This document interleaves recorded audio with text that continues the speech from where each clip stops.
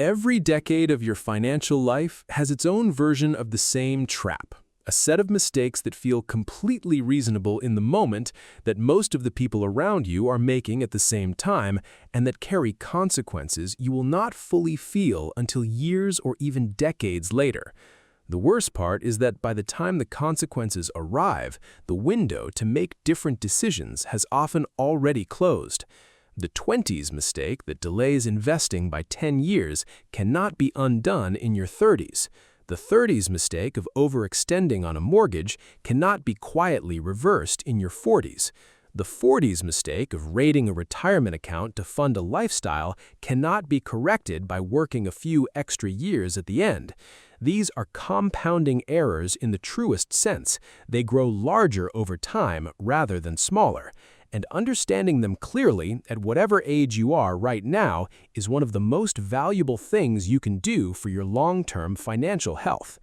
Today, we are going decade by decade through the biggest financial mistakes people make in their 20s, 30s, and 40s, why each one is so common, what it actually costs, and what to do instead. Let's get into it. The 20s. Mistake 1. Treating the first real income as permission to spend. The first paycheck from a real job after years of student budgets feels like liberation, and in many ways it is.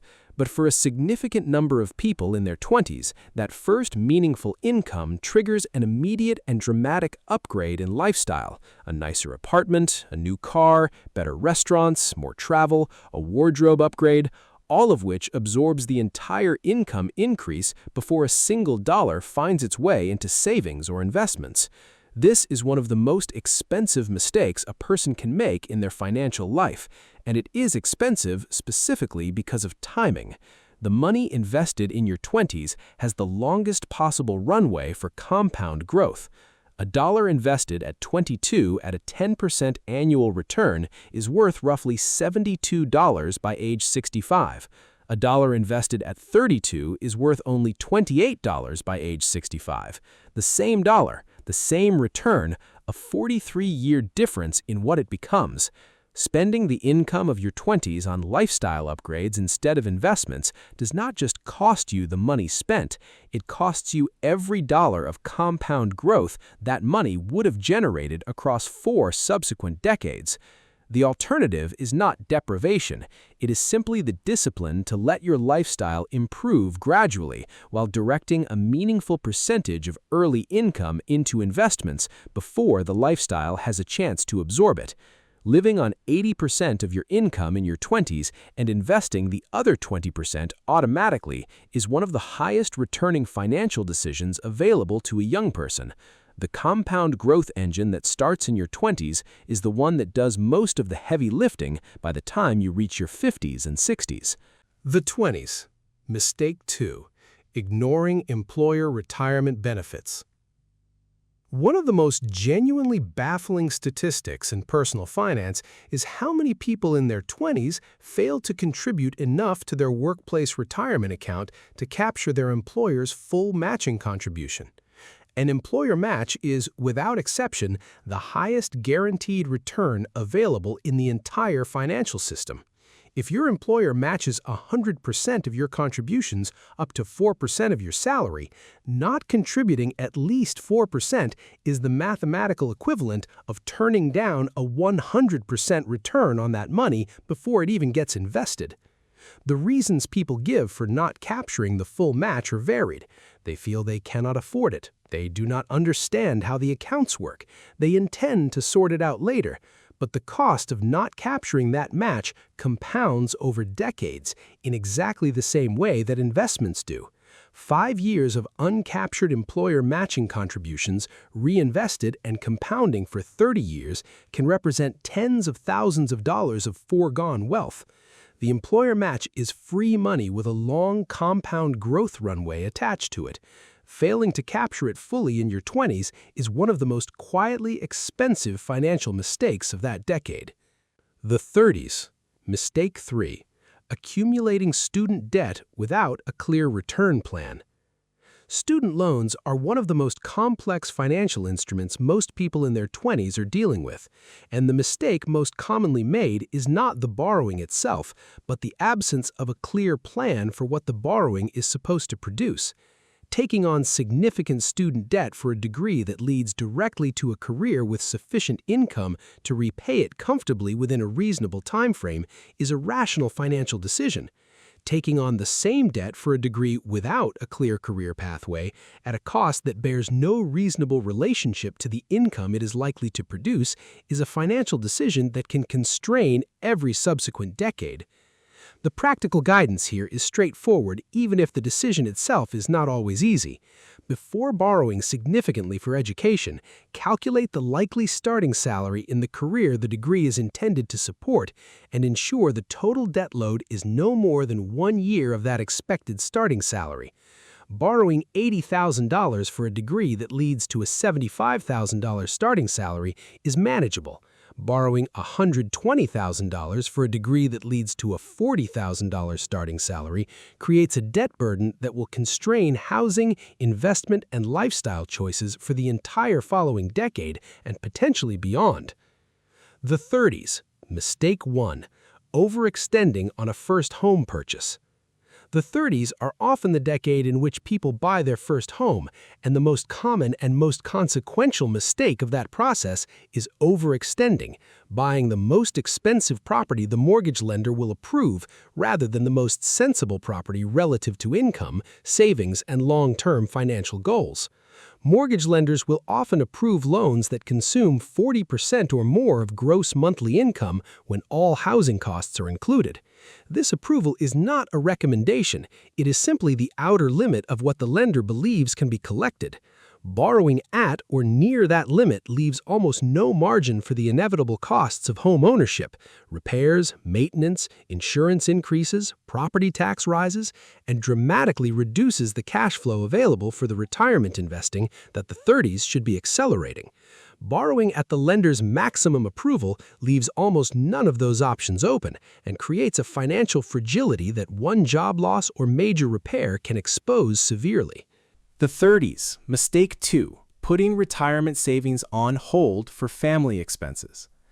The 30s are frequently the decade of significant family formation expenses.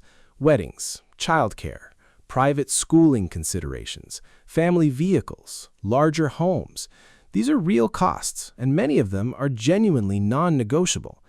But the most common financial mistake of this period is treating retirement investing as the budget line that gets cut when family expenses grow, rather than treating it as a fixed cost like rent that cannot be reduced regardless of competing pressures. The retirement contributions paused in your 30s to cover family expenses cannot be simply replaced in your 40s.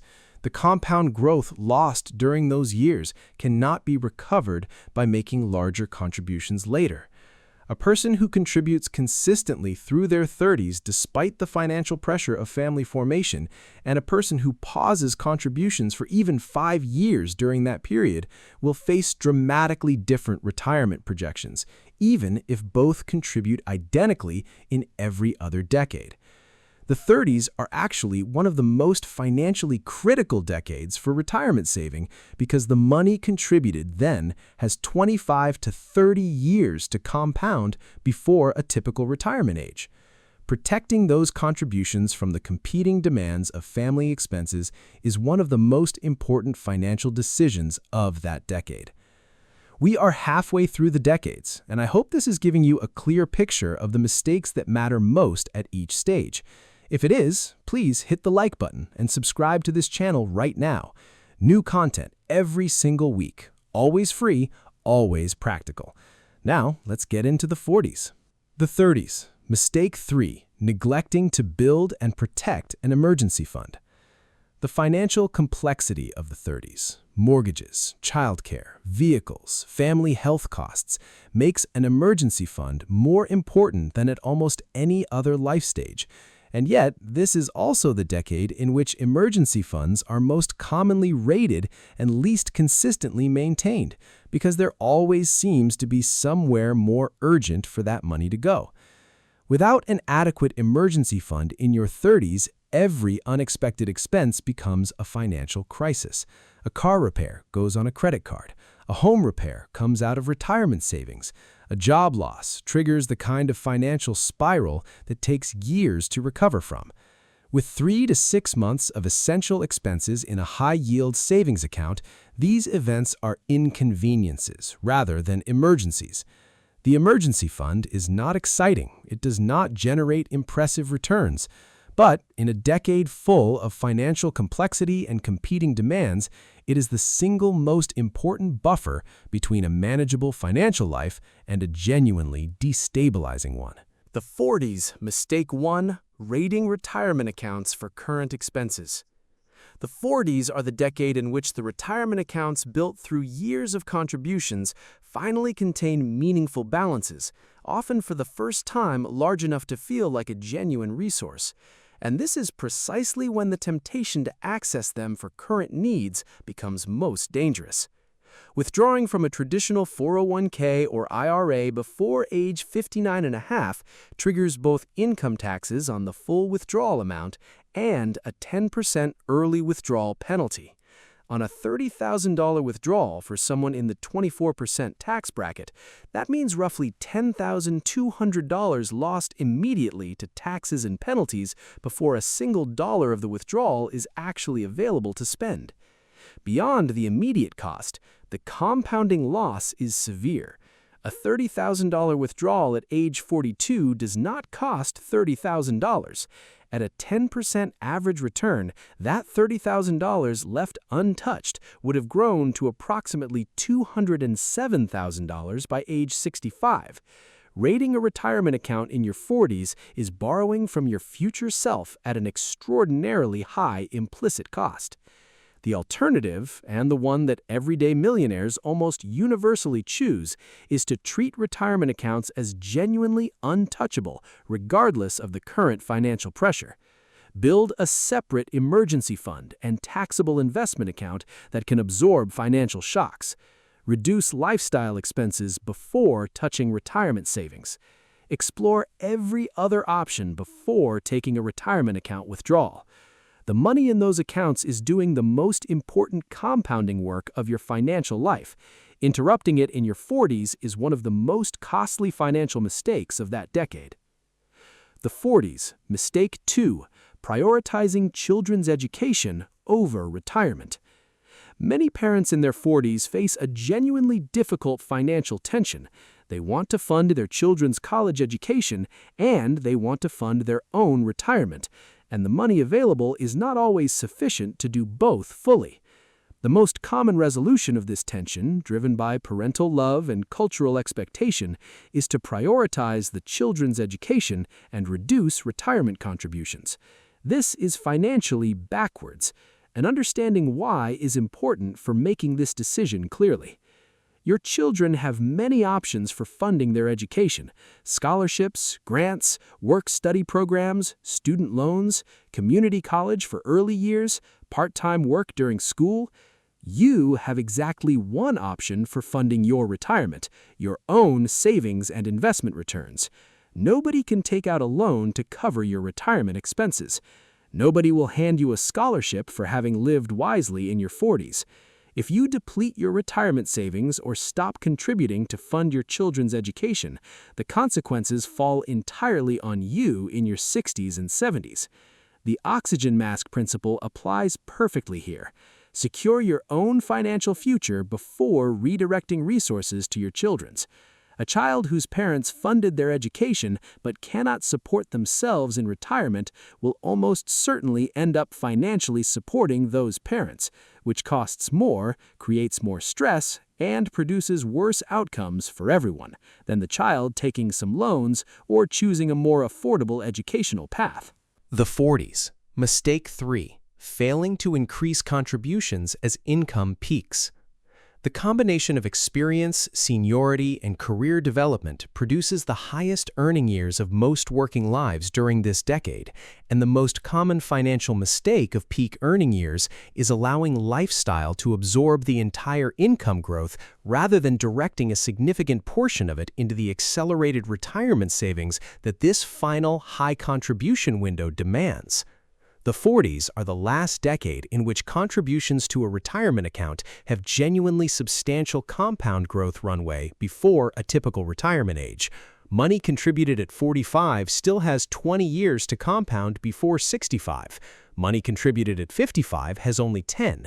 The difference in final portfolio value between maximizing contributions in your 40s versus your 50s is significant. For people who did not start investing as early as they should have in their 20s and 30s, the 40s represent the best opportunity to make up ground, but only if the income growth of peak earning years is captured and invested rather than absorbed by lifestyle. 9 mistakes across 3 decades. In your 20s, spending the first real income on lifestyle instead of investments, failing to capture the full employer match, and borrowing for education without a clear return on that investment. In your 30s, overextending on a first home purchase, pausing retirement contributions for family expenses, and neglecting the emergency fund that makes the financial complexity of that decade survivable. In your 40s, raiding retirement accounts for current expenses at an enormous implicit cost, prioritizing children's education over your own retirement security, and failing to direct peak earning years toward maximum retirement contributions. The thread connecting all 9 of these mistakes is the same. They all prioritize the present over the future in ways that feel entirely reasonable in the moment, but carry compounding costs over time. And understanding them clearly, at whatever age you are right now, gives you the ability to make different choices before the window closes. The resources in the description below include books and tools that go deeper on decade-specific financial planning and the specific decisions that matter most at each stage. Those are worth your time regardless of which decade you are currently in. Drop a comment and let me know which decade's mistakes resonated most with your own experience. I read every single one, and these conversations are genuinely some of my favorites. And please subscribe to this channel if you have not already. New content every week, always practical, always free. If this video helped you see the decade-specific patterns more clearly, the next one is going to hit just as close to home. We are getting into the real cost of lifestyle inflation, not just the obvious surface numbers, but the full, compounding long-term cost that most people never calculate and would be genuinely shocked to see. It is one of the most eye-opening videos I have made, and I think it will permanently change how you think about spending decisions.